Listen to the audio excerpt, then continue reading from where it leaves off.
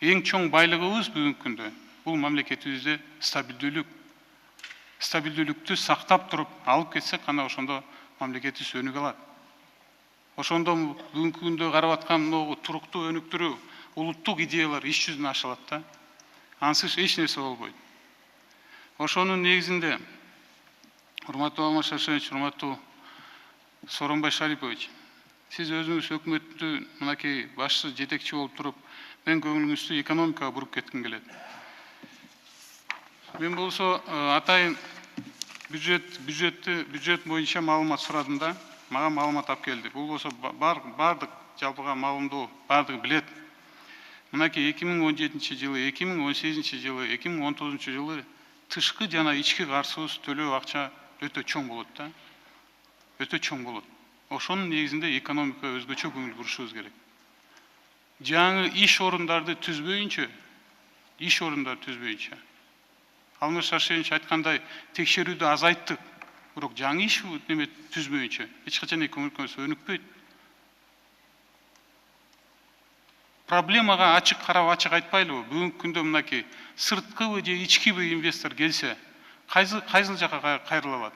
Ал аракет кылат президентке же премьерге кирем депчи. Биз урматтуу Сооронбай Шарипович, сизге парламентке келгенде мен сунуш кылдым эле. Келгиле, мына инвестиция деп атабыз. Келгиле министерство инвестицияны ачалы. Азыркы мынакей 2040 жылга карата биз жана приоритетный проекттерди жазалы. Келгиле предТО жазасын ошо. Жерди бөлүп берели. Чтобы инвестор не тратил время на оформление земель, на оформление инфраструктур. Вы очень хороший пример привели относительно Казахстана, Алмаз Шаршенович. Я очень хорошо отслеживаю наших соседей.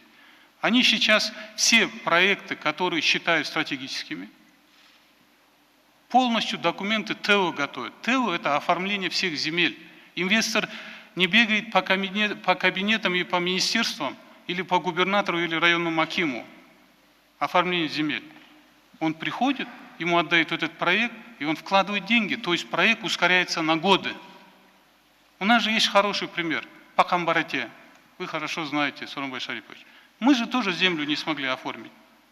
Олду да бул иш. Биз приоритеттүү тараптагы ошо структурага киргизбейинче, алар болсо бир гана проекттер жазабай, инвестордун, тышкы инвестордун укугун коргош керек. Коргош керек. Ошондо гана мен ойлойм, мындайча айтканда алдыга чоң мындай секирик жылында жылабыз, алдыга секирик жылабыз. Ушул эле учурда мен болсо урматтуу жыйындын катышчылары, билим берүү тармагына көңүлүңөрдү буруп кетет элем да. Мынакей биз болсо религия жөнүндө айтып атабыз. Бул билим берүү тармагында биз болсо тез арада реформаларды жүргүзбөсөк, мен ойлойм, келечегибизде мындайча айтканда биздин балдарыбыздын билими дүйнөлүк аренада атаандаштыкка чыдабайбы деген мындай ой кетет да.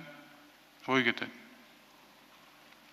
Билим берүү тармагында биз болсо үчүнчү тил кылып туруп англис тилин киргизишибиз керек. Менин капа кылганы кээ бир элчилер англис тилде бербейт. Же иштеп аткан мамлекетинде ошол мамлекетте тилди билбейт. Ошол эле элчиликтерде экинчи адамды инвестиция тарта тургандай кылып өкүлдү киргизели.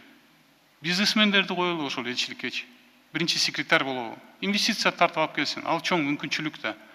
Чоң мүмкүнчүлүк.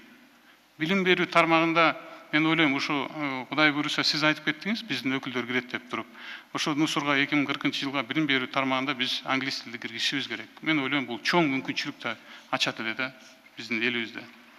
Анан кийин ушул мүмкүнчүлүк менен колдонуп туруп, Алмаз Шаршенович, акыркы сөздөрүңүзгө чоң ыраазычылык билдирип кетким келет. Чоң ыраазычылык билдирип кетким келет. Стабилдүүлүктү орнотуп аткан мамлекетте бирден бир жетекчи дейт. Сиз болсо мынакей өзүңүз айтып атасыз, 6 айдан кийин Кудай буйруса мынакей жаңы президент келет деп атасыз. Ошол эле учурда мен ишенем. Сиздин айткан сөзүңүздү ушу бийликте турган адамдар да угуп туруп, калыс шайлоо өткүзүп берет деп мен ишенет элем да. Себеп дегенде сиз өзүңүз ар бир жерди карай албайсыз. Ушул чиновниктер карайт. ошолордо калыс мамиле кылса, мен ойлойм, ошондо мына сиз таштаган кадамдар туруктуу өнүгүп кетет деп ишенет элем да. Рахмат.